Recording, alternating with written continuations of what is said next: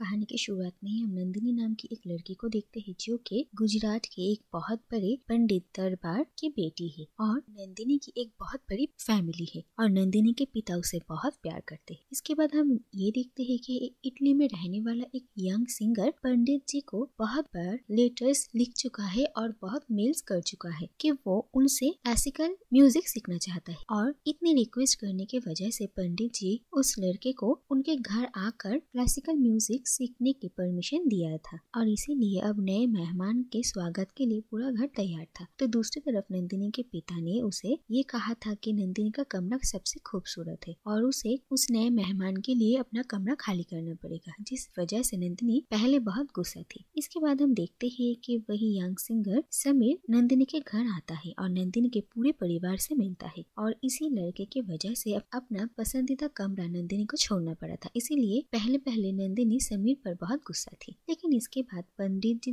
के साथ नंदिनी और समीर दोनों एक साथ मिलकर म्यूजिक सीखने लगते हैं और पंडित जी समीर को म्यूजिक सिखाने से पहले ही उससे ये कह चुके थे कि वो कोई फीस नहीं लेंगे और म्यूजिक सिखाने के बाद वो गुरु दक्षिणा जरूर लेंगे। और इसके बाद हम देखते हैं कि नंदिनी के पूरे परिवार के साथ समीर की बहुत अच्छी बॉन्डिंग हो जाती है और धीरे धीरे नंदिनी और समीर भी एक दूसरे के बहुत अच्छे दोस्त बन जाते हैं और वो दोनों एक दूसरे से प्यार करने लगते हैं। और इसके बाद हम ये देखते हैं कि नंदिनी की एक कजन अमृता की शादी हो जाती है और उस शादी के दिन ही एडवोकेट वनराज अपने पूरे परिवार के साथ नंदिनी के घर आते हैं और वही पर वनराज पहली बार नंदिनी को देखता है और वो नंदिनी को पसंद कर लेता है। इसके बाद हम देखते हैं कि वनराज के परिवार से नंदिनी के परिवार को रिश्ता आता है और इस रिश्ते से नंदिनी के पेरेंट्स बहुत खुश थे और दूसरी तरफ नंदिनी और समीर भी एक दूसरे से प्यार करने लगे थे और समीर नंदिनी से वादा करता है कि वो पंडित जी से उन लोगों की शादी की बात करेगा और नंदिनी अपनी माँ से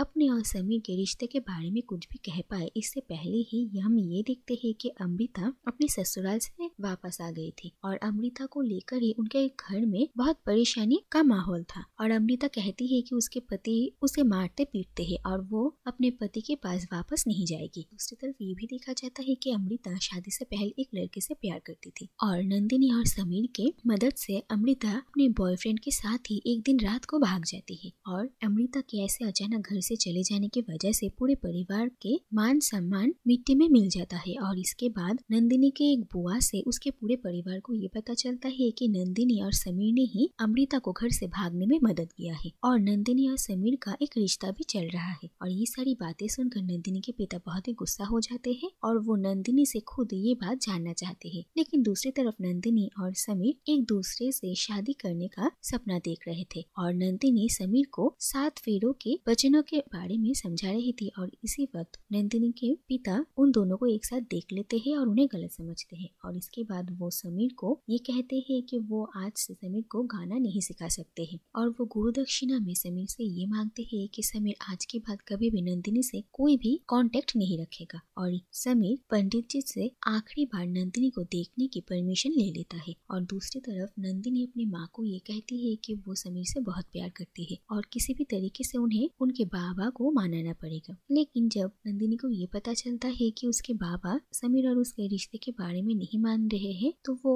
एक आखिरी बार समीर को देखने जाती है और यहीं पर नंदिनी और समीर एक दूसरे से बिछड़ जाते हैं और समीर यहाँ से इटली वापस चला जाता है और दूसरी तरफ नंदिनी खुद की जान लेने की कोशिश करती है, लेकिन किसी तरीके से उसके परिवार वाले उसे बचा लेते हैं और इसके बाद नंदिनी और वनराज की शादी तय हो जाती है। और दूसरी तरफ हम ये देखते हैं कि समीर जाने से पहले नंदिनी के नाम से बहुत सारी चिट्ठियां भेजा करता था जो कि नंदिनी के घर के नौकर रामू काका नंदिनी को नहीं दिया और वो सारी चिट्ठी उन्होंने अपने पास ही रख लिया था। इसके बाद वनराज और नंदिनी की शादी हो जाती है और शादी के बाद जब नंदिनी अपने ससुराल में आती है तो वनराज नंदिनी के साथ अपनी शादीशुदा जिंदगी में आगे बढ़ने की कोशिश करता है और वनराज नंदिनी को ये भी कहता है कि वो झूठ बिल्कुल बर्दाश्त नहीं कर सकता है। और इसके बाद वनराज ये नोटिस करता है कि नंदिनी इस शादी से बिल्कुल भी खुश नहीं है और वनराज नंदिनी से बार बार ये पूछता है कि आखिर असली वजह क्या है, लेकिन नंदिनी वनराज से कोई भी बात करने के लिए तैयार ही नहीं थे। और इसके बाद एक दिन नंदिनी की माँ नंदिनी से मिलने के लिए आती है और वो नंदिनी को पिछला सब कुछ भूल कर अपनी जिंदगी में आगे बढ़ने की सलाह देती है और इसी वक्त रामू काका नंदिनी को समीर के सारे लेटर्स देकर जाते हैं और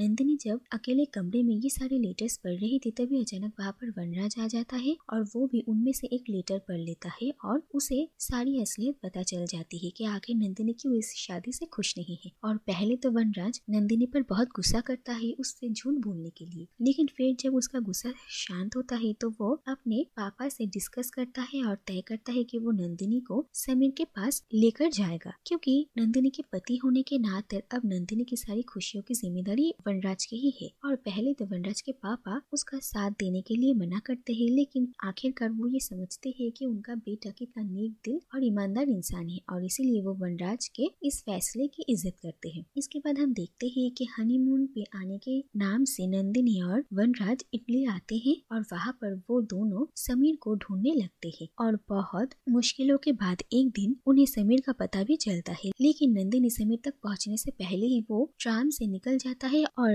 वनराज नंदिनी को एक बहुत बड़े एक्सीडेंट से बचाता है। और इसके बाद उन दोनों में कहासुनी हो जाती है और वनराज नंदिनी को ये कहता है कि जो कुछ भी हो रहा है इसमें नुकसान सिर्फ उसका है। और नंदिनी वनराज से बहुत ही उखड़ी उखड़ी से रहती थी। इसके बाद नंदिनी को भी अपने बिहेवियर को लेकर शर्मिंदगी होती है और वो वनराज से माफी मांगती है। दूसरी तरफ हम समीर को देखते हैं जो कि अपनी माँ को नंदिनी और उसके पूरे परिवार के बारे में बहुत सारी बातें किया करता था और वो नंदिनी को बहुत मिस करता था। इसके बाद एक दिन नंदिनी और वनराज को समीर के घर का पता मिलता है, लेकिन वो लोग जब समीर से मिलने के लिए आते हैं तो उस वक्त समीर काम से बाहर गया हुआ था और समीर की माँ से उन लोगों की मुलाकात होती है और उन्हें ये पता चलता है कि थोड़ी ही दूरी में एक स्टेशन पे समीर उन्हें मिल सकता है और वो लोग जल्दी जल्दी समीर को मिलने के लिए एक रैंडम कार से लिफ्ट मांगते हैं। लेकिन जिस कार से उन लोगों ने लिफ्ट मांगा था दरअसल वो लोग ही उनकी सारी चीजें लूट लेते हैं और हाथापाई में नंदिनी को गोली लग जाती है और किसी तरीके से वनराज नंदिनी को हॉस्पिटल लेकर आता है और नंदिनी की जान बच जाती है। और इसके बाद वनराज नंदिनी का बहुत ध्यान रखता है और धीरे धीरे नंदिनी और वनराज की बॉन्डिंग होने लगती है। और इसके बाद एक दिन चर्च में वनराज नंदिनी के लिए प्रे करने गया था और वहीं पर समीर के साथ वनराज की मुलाकात होती है, लेकिन वनराज को ये नहीं पता था कि यही समीर है और उसे समीर का नाम भी नहीं पता था। और वनराज और समीर एक दूसरे से बहुत बातें करते हैं और समीर वनराज को एक गाना भी सुनाता है। और नंदिनी के पास आने के बाद जब वनराज वही गाना गुनगुनाता है तो नंदिनी ये समझ जाती है कि वनराज समीर से मिला है। और फिर इसके बाद वनराज और नंदिनी को ये पता चलता है कि समीर हर फ्राइडे को एक रेस्टोरेंट में गाना गाने के लिए आता है और वो दोनों फ्राइडे को उसी रेस्टोरेंट में जाते हैं, लेकिन उस दिन किसी वजह से समीर नहीं आ पाता और वहाँ पर नंदिनी और वनराज समीर का इंतजार करके वापस आ जाते हैं। और रास्ते में नशे के हालत में वनराज नंदिनी को बहुत कुछ कहता है, जो बातें सुनकर नंदिनी को ये एहसास होता है कि वनराज नंदिनी से कितना प्यार करते हैं। और इसके बाद धीरे धीरे नंदिनी भी अपनी शादीशुदा जिंदगी के अहमियत के बारे में समझती है और इसके बाद ये पता चलता है कि एक जगह पर समीर का बहुत बड़ा कंसर्ट है और वहीं पर ही फाइनली नंदिनी और समीर एक दूसरे से मिल पाएंगे। लेकिन ये बात सुनकर वनराज के साथ साथ नंदिनी भी बहुत ही परेशान हो जाती है और वो लोग समीर से मिलने के लिए जाते हैं। और वनराज और नंदिनी एक दूसरे से कुछ भी बात कह पाते इससे पहले ही समीर की माँ नंदिनी को वहाँ से लेकर जाती है और फाइनली इतने दिनों बाद समीर और नंदिनी एक दूसरे से मिलते हैं। समीर तो नंदिनी को देखकर बहुत खुश होता है, लेकिन उसे ये भी समझ में आता है कि नंदिनी थोड़ी बदल गई है और नंदिनी समीर को